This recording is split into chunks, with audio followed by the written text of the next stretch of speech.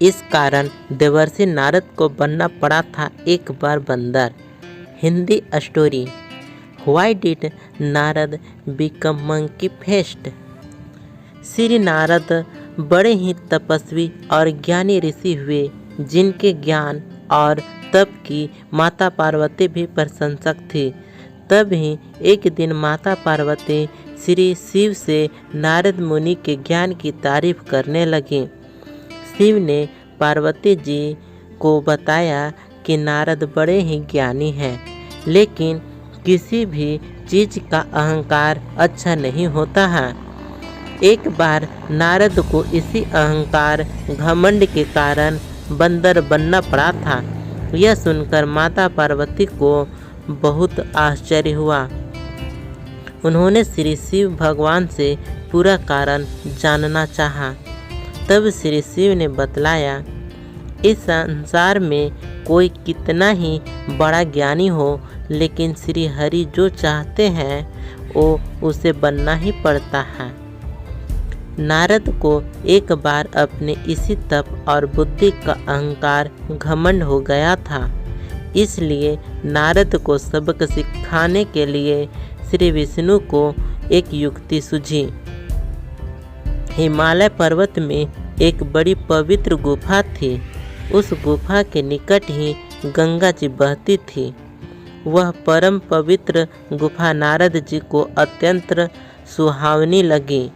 वहाँ पर के पर्वत, नदी और वन को देखकर उनके हृदय में श्री हरि विष्णु की भक्ति अत्यंत बलवती हो उठी और वे वहीं बैठकर तपस्या में लीन हो गए। नारद मुनि की इस तपस्या से देवराज इंद्र भयभीत हो गए कि कहीं देवर्षि नारद अपने तप के बल से उनका स्वर्ग ही नहीं छीन ले। इंद्र ने नारद की तपस्या भंग करने के लिए कामदेव को उनके पास भेज दिया। वहां पहुंचकर कामदेव ने अपनी माया से वसंत ऋतु को उत्पन्न कर दिया। पेड़ और पत्ते पर रंग बिरंगे फूल खिल गए, कोयल कूकने लगी और भौरे गुंजान करने लगे। कामाग्नि को भड़काने वाली शीतल मंद सुगंध सुहावनी हवा चलने लगी। रंभा आदि अप्सराएं नाचने लगी, किंतु कामदेव की किसी भी माया का नारद मुनि पर कुछ भी प्रभाव नहीं पड़ा। तब कामदेव को डर सताने लगा कि कहीं नारद मुझे शाप न दे दे। इसलिए उन्होंने श्री नारद से क्षमा मांगी। नारद मुनि को थोड़ा भी क्रोध नहीं आया और उन्होंने कामदेव को क्षमा कर दिया। कामदेव वापस अपने लोक में चले गए। कामदेव के चले जाने पर नारद मुनि के मन में अहंकार हो गया कि मैंने कामदेव को जीत लिया। वहाँ से वे शिव जी के पास चले गए और उन्हें अपने कामदेव को हराने का हाल कह सुनाया।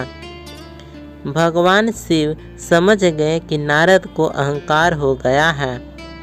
शंकर जी ने सोचा कि यदि इनके अहंकार के बात विष्णु जी जान गए तो नारद के लिए अच्छा नहीं होगा। इसलिए उन्होंने नारद से कहा कि तुमने जो बात मुझे बताई है उसे श्री हरि को मत बताना। नारद जी को शिव जी की यह बात अच्छी नहीं लगी। उन्होंने सोचा कि आज तो मैंने कामदेव को हराया है और ये भी किसी को नहीं बताऊं।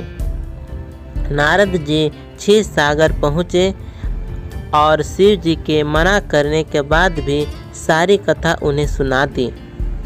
भगवान विष्णु समझ गए कि आज तो नारद को अहंकार घमंड ने घेर लिया है। अपने भक्त के अहंकार को वे सह नहीं पाते।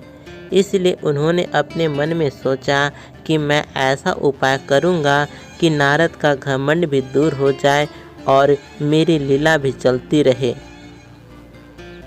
नारद जी जब श्री विष्णु से विदा होकर चले तो उनका अभिमान और भी बढ़ गया। इधर श्री हरि ने अपनी माया से नारद जी के रास्ते में एक बड़े ही सुंदर नगर को बना दिया। उस नगर में शिलनिधि नाम का वैभवशाली राजा रहता था। उस राजा की विश्व मोहिनी नाम की बहुत ही सुंदर बेटी थी, जिसके रूप को देखकर लक्ष्मी भी मोहित हो जाए। विश्व मोहिनी स्वयंवर करना चाहती थी, इसलिए कई राजा उस नगर में आए हुए थे। नारद जी उस नगर के राजा के यहाँ पहुँचे तो राजा ने उनका पूजन करके उन्हें आसन पर बैठाया। फिर उनसे अपनी कन्या की हस्तरेखा देखकर उसके गुण दोष बताने के लिए कहा। उस कन्या के रूप को देखकर नारद मुनि वैराग्य भूल गए और उसे देखते ही रह गए।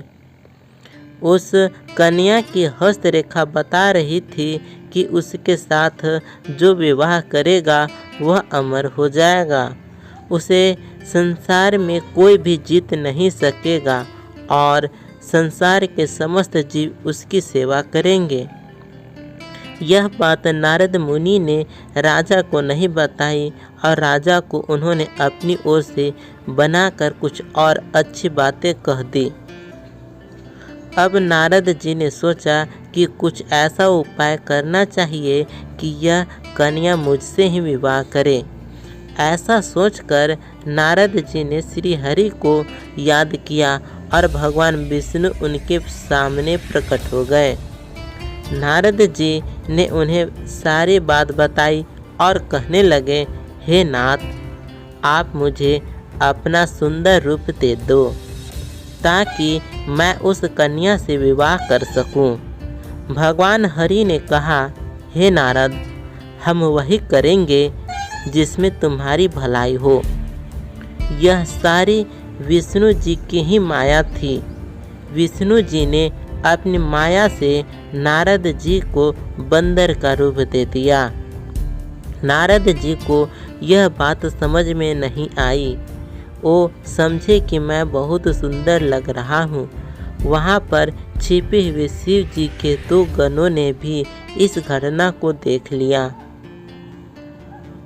ऋषिराज नारद तत्काल विश्व मोहिनी के स्वयंवर में पहुँच गए और साथ ही शिव के वे दोनों गण भी ब्राह्मण का रूप बनाकर वहां पहुंच गए।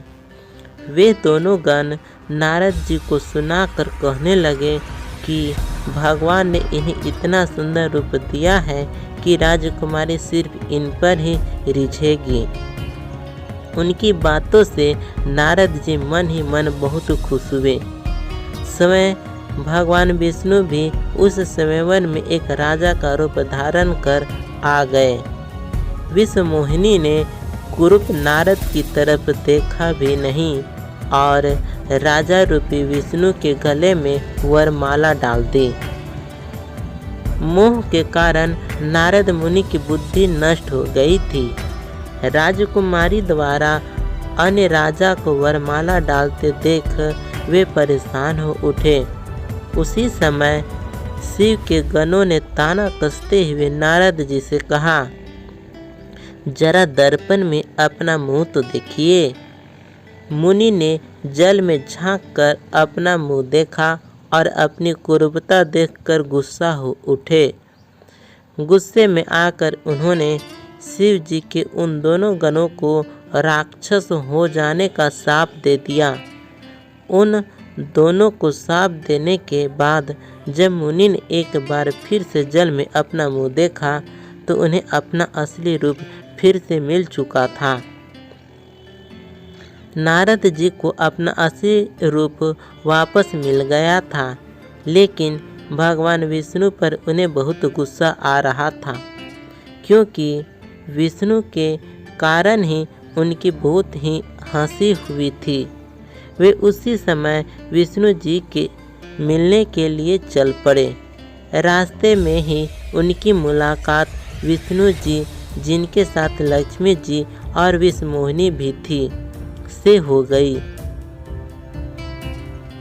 उन्हें देखते ही नारद जी ने कहा, आप दूसरों की खुशियां देखकर ही नहीं सकते, आपके भीतर तो ईर्ष्या और कपट ही भरा हुआ है।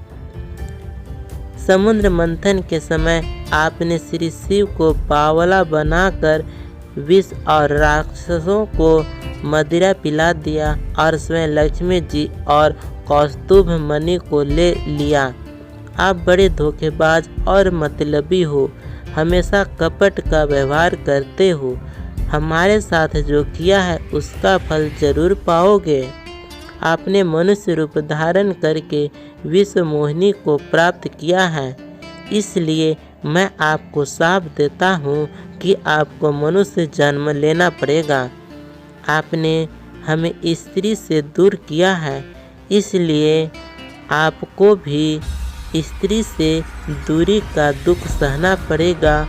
और आपने मुझको बंदर का रूप दिया, इसलिए आपको बंदरों से ही मदद लेना पड़ेगा। नारद के शाप को श्री विष्णु ने पूरी तरह स्वीकार कर लिया और उन पर से अपनी माया को हटा लिया। माया के हट जाने से अपने द्वारा दिए शाप को याद करके नारद जी को बहुत दुख हुआ, किंतु दिया गया शाप वापस नहीं हो सकता था। इसलिए श्री विष्णु को श्री राम के रूप में मनुष्य बनकर अवतरित होना पड़ा। शिव जी के उन दोनों गणों ने जब देखा कि नारद अब माया से मुक्त हो चुके हैं, तो उन्होंने नारद जी के पास आकर और उनके चरणों में गिरकर कहा, हे मुनिराज, हम दोनों शिव जी के गण हैं। हमने बहुत बड़ा अपराध किया है, जिसके कारण हमें आपसे शाप मिल चुका है। अब हमें अपने शाप से मुक्त करने की कृपा करें।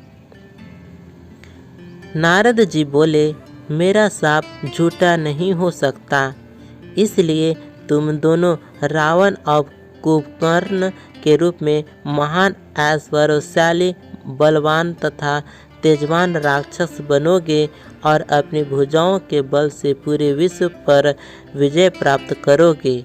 उसी समय भगवान विष्णु राम के रूप में मनुष्य शरीर धारण करेंगे। युद्ध में तुम दोनों उनके हाथों से मारे जाओगे और तुम्हारी मुक्ति हो जाएगी। Thank you. वीडियो देखने के लिए धन्यवाद।